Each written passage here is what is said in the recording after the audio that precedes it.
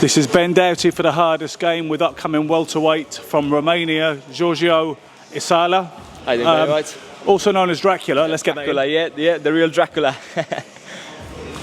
To begin with, is that just capitalising on the Eastern European Romanian thing? Well, the nickname came from different stories. So obviously, the first story is being Romanian, from Transylvania, Romania, where the Dracula is. But it just came as a nickname because I was making people bleed and sparring in my own gym, yeah. And everyone started calling me the thirsty vampire, the Dracula, and all that. And then I'm like, nice, I like it. You know, there was once a fighter called Vampire Johnson, a super middleweight, light heavyweight, back in the 80s, 90s, and he used to come to the ring in a coffin. Would you ever take the showmanship and histrionics that far? You know, funny enough, I was talking to people sometimes, and I said I would like to do this, but obviously to a bigger fight, you know, to get in a coffin, or who knows, get some bats behind me or things like that, you know, like a rope as a vampire. Yeah, ideas can come in my mind, but obviously I don't want to do it now. I just want to focus on my boxing and progressing and ranking myself, and then when I get to that point, I can show up some stuff. My only issue, to be honest, with the coffin would be this is a very serious sport. Fighters die occasionally in the ring, tragically, and I'm always a bit uncomfortable with any imagery that relates to death and expiring. You know, I don't know if you ever saw Prince Nassim Hamed. He came to the ring when he fought Wayne McCulloch, and he was punching headstones like gravestones because it was Halloween, I believe, or thereabouts. You know, so I'd be worried about the tastefulness of that. Yeah. You know, with this kind of things, like with the image of death and all that, yeah, it's not always look good because people can interpret it wrong, saying, what is that all about? But in my way, I'm just interpreted as a vampire, thirsty for blood, but not for death. You know? Good to hear it. So I'm interested to learn more of the story. I'm aware that you're 6-0 with 4 stoppages, 4 knockouts, which is a bit of an eyebrow raiser because when people fight at this small level, they tend to fight those slippery veterans like Fons Alexander, who you did stop. And you've been getting rid of more of these guys than have been seeing the final bell. Yeah, so obviously as a pro, it's been good. My first 2 fights was just 4-round, I went to point decision. But then as I pick up the experience and I go comfortable in the ring, I don't know, I just take the people out early, not even trying. I mean, it looks to me like you're just patiently boxing, fluid combinations, not loading up when you're in the ring. Yeah. So I'm not a big puncher on my last fights. I mean, I always, in my mind, I'm thinking I'm gonna keep the power for the last couple of rounds, you know. And where my opponents didn't get to yet, so they haven't seen my power yet, unfortunately, or lucky. But yeah, I'm just going there with a good rhythm, good punch combination, punch selection, good rhythm, work rates. And the accuracy is always on point, and that what drained them out to the point where they just can't stand up anymore. To me, you look well schooled, like you had a whole bunch of amateur fights. Only got 20 amateur bouts, be honest, which is still a decent number. But what it makes very interesting is that I had 20 bouts in 1 season and a half as an amateur. That's all I've been doing as an amateur. Like a baptism of fire. Yeah, exactly. Yeah. Because I remember when I joined my first amateur club. A couple of years ago, it was through the half of the season, so I finished that season with like probably 7-8 bouts, and then I had a full season. I went, quite active, and then as I finished the season, I just turned on and I say, yeah. Where was this? Back in Romania or in England? I done it here. So that was a gym down in Kidbrooke, just down the road where we now. We are rulers distance now, but it was another club, and I just had 20 bouts there. I haven't boxed in Romania, never. I only started from scratch 5 years ago. How old were you then? When I started, I was 19. Okay. 24 now, so that's 5 years ago, just after the lockdown. So as soon as the lockdown obviously was over, I just went in the gym and started training and learned the sport. What was it that inspired you to take up the gloves? Life. Yeah. No, I just, do you know why? Because it was the lockdown. Needed something to do. You thought, I'll become a boxer and turn pro eventually. Exactly. Yeah. Honestly, like obviously I wasn't working at the time because the lockdown happened. I was working in the restaurants at the time, so restaurants was over.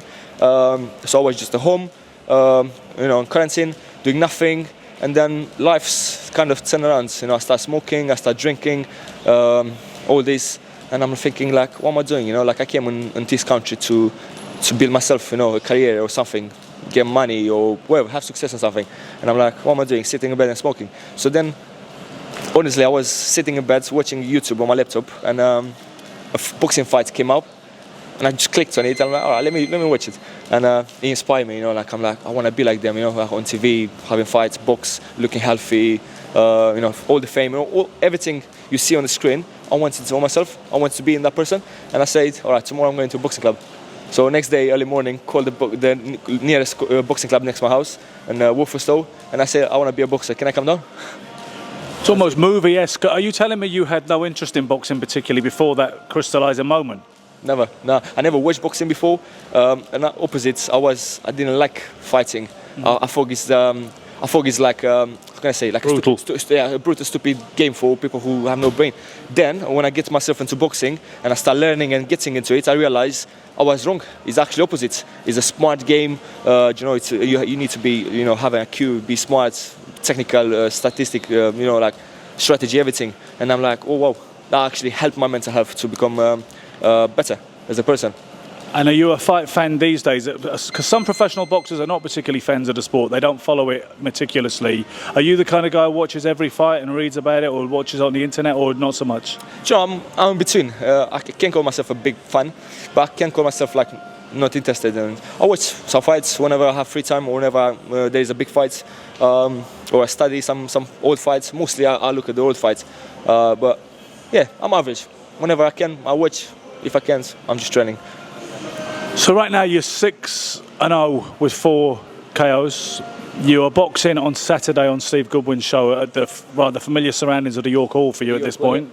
Do we have an opponent yet? I don't see one listed. Yes, so on the box track I'm listed with Martin. I'm not sure what's his surname. He's having a winning record, 7 wins, 6 by knockouts, and his last fight came with the first loss, so he's 7-1. Yeah, I don't know much about him. Same age as me, same height, obviously same division. Yeah. Sounds like a 50-50 scenario. Yeah, pretty much. Yeah. So yeah, he's coming from if I'm not wrong, from Kenya. Yeah, that's my next one. We'll see what it's all about. You sell tickets? I did. Pretty good, yeah. With this occasion, I want to say thank you to my Romanian community. I do have a lot of Romanians. Not from London only, even from abroad, traveling from Romania to come see me since I turned pro actually. So yeah, I've got good following behind me. It's funny because sometimes even some of the indigenous English lads struggle to sell tickets, whereas often they see the examples of people like yourself who coming from somewhere else who actually put them to shame when it comes to building a fan base. Is that a lot of the patriotic fervour amongst Romanians to see somebody doing well who bears their flag? Well, I think that's one thing. Obviously, it's a patriotism thing, but I think the easiest thing for us to sell tickets is because we ain't got many boxers, not just Romania, but like any country, like Croatia or Albania, wherever. There's not many boxers, so to see a boxer from that country boxing in, I don't know, London, for example, is a big thing for us, for our community. Do you know, as a English person, an English boxer, there's like thousand boxers out there. So for the people from here, it'll be like, that's just another boxer. You know, even if he's great or not, it's just another number. Yeah. But for us, okay, it's a Romanian boxer out of 10 boxers. Leo Dorin, remember him? Yeah, yeah. I love him. He's one of my inspirations as well from this day. Like since I started boxing, I watch his fights, everything I saw on YouTube is inspirational. And also Lucian Bute as well, a Romanian as well. Love them fighters. Really good. I suppose Bute would probably stand out as the greatest, most accomplished Romanian fighter in boxing history. Yeah. I'd say that as well. Yeah. Him. Although the bubble burst against Carl Froch rather dramatically. Yeah, he's I don't know. He's just special. He been at the right time to be a boxer. He was that new era combined with old era in between. You know, like what was that, 2008 or something like that. So that was a great time for boxing for Romania. Great boxer. Are you or would you be eligible to box for the British title at some point? Are you aware of your status in that regard? At the moment, not yet. I got British citizenship, but I'm looking forward to get it as soon as possible. But obviously, my next plan is to get on the southern area, English. Everything is coming on the way. But till I can get to that level of British, I could just get my British citizenship. I've been here for 7 years. Do you know? So it's a process. It's a process, yeah. So we're here at the Royal Resistance Gym today, which looks like a rather marvellous facility, I've got to say. First time seen for me, and I was happy to see today when I walked in here, because I came to do this interview because your publicist got at me on Instagram and said, would you, initially, honestly, because I just interviewed Giorgio Isalia and I thought it was something to do with him, and that's why I added the account. I thought because we'd done an interview that day. Yeah. And then it's like, what? And I thought, why is he calling himself Dracula? And then I suddenly realised that there was another Giorgio about, you know, making noise on the scene. And I saw, when I walked in, I saw your trainer is former British bantamweight champion Matthew Marsh. Has he been a trainer from the outset of this journey? Yes, so I know Matt since early days of an amateur. He was there always in my corner since I think I had 2 or 3 fights as an amateur when he came down to the previous club, and he'd been there, always there training me, cornering me, and when I make the steps to professional, he'd been there. But at the first of the career, he'd been as a second, and now we've been together as a boxing head coach since late last year, and we get a good match up together, and I'm learning from his experience. Yeah, because I imagine it's not just a case of learning from his experience physically on the boxing side, the technical side of things, but also the pitfalls of the industry and some of the problems you can encounter as a professional boxer on the way up, you know. Yeah. So obviously, apart from skills and all that, I'm learning obviously from that. How can I say, like strategy of boxing, what's happening behind, with everything, with the scene, with the tickets, with how to get a fight, how to get that. So I'm learning a lot. You know, I'm really grateful for Matt being in my corner and getting to me to all stages. So I've interviewed quite a lot of big names over the years in boxing, and this request came.